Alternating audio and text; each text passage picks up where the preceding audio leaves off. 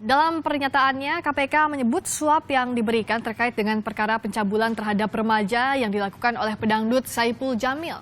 KPK menyita uang sebesar 250 juta rupiah dalam operasi tangkap tangan pada Rabu siang kemarin. Selain menyita barang bukti uang suap, KPK juga menangkap 7 orang dalam operasi tangkap tangan ini. 4 orang diantaranya ditetapkan sebagai tersangka, termasuk Panitera Pengadilan Negeri Jakarta Utara Rohadi dan kakak dari Saipul Jamil Samsul Hidayatullah.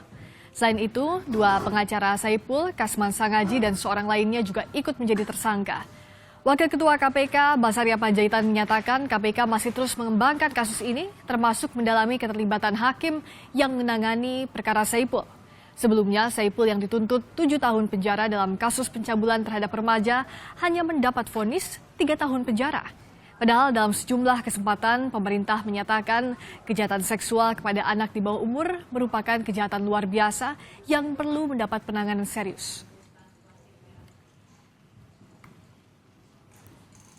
1-2 hari. Jadi teknik taktis lidik mungkin tidak perlu saya jelaskan di sini, tapi yang pasti ada suatu peristiwa tindak pidana suap yang dilakukan oleh seorang terdakwa yang berusaha untuk menurunkan putusannya dengan segala macam cara dia lakukan bagaimana supaya bisa, karena tuntutan 7 tahun dia menginginkan yang sangat rendah, bahkan menginginkan 1 tahun.